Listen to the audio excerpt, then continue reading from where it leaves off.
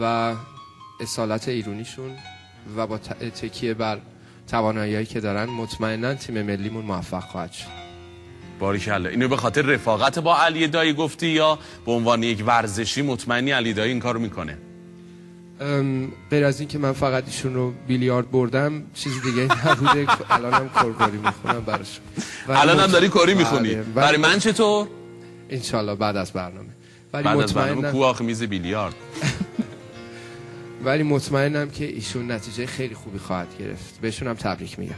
خیلی خوبه. پس به ورزش هم در سال 87 خوشبینی با سرمربیگری علی دایی در تیم ملی. به علی دایی هم سلام میکنیم. قرار بود بیاد برنامه ما منتها خب خیلی این روزها خب وضعیت کاری علی دایی شلوغه.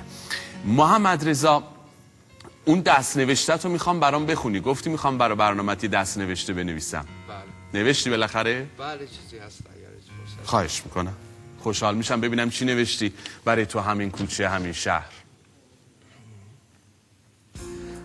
اول از همه برایت آرزومندم که عاشق شوی و اگر هستی کسی هم به تو عشق بورزد و اگر این گونه نیست تنهاییت کوتاه باشد و پس از تنهاییت نفرت از کسی نیابی. آرزومندم که این گونه پیش نیاید، اما اگر پیش آید بدانی چگونه به دور از ناامیدی زندگی کنی. برایت همچنان آرزو دارم دوستانی داشته باشی، از جمله دوستان بد و ناپایدار، برخی نادوست و برخی دوستدار، که دست کم یکی در میانشان بی تردید مورد اعتمادت باشه. و چون زندگی بدین گونه است برایت آرزومندم که دشمن نیز داشته باشی، نه کم و نه زیاد، درست به اندازه، تا گاهی باورهایت را مورد پرسش قرار دهد که دست کم یکی از آن اعتراضش به حق باشد، تا که زیاده به خودت غره نشوی.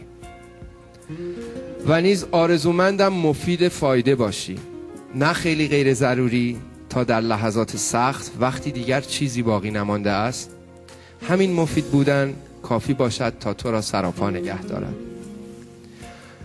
همچنین برایت آرزومندم صبور باشی، نه با کسانی که اشتباهات کوچک می کنند چون این کار ساده است، بلکه با کسانی که اشتباهات بزرگ و جبران ناپذیر می کنند و با کاربرد درست صبوریت برای دیگران نمونه شوی.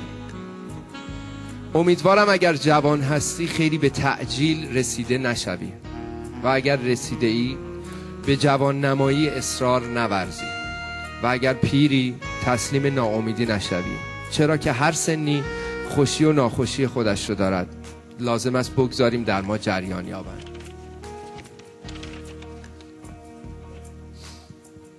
به علاوه آرزومندم پول داشته باشی، زیرا در عمل به آن نیازمندی، برای اینکه سالی یک بار پولت را جلوی رویت بگذاری و بگویی این مال من است، فقط برای اینکه روشن کنی کدامتان ارباب دیگر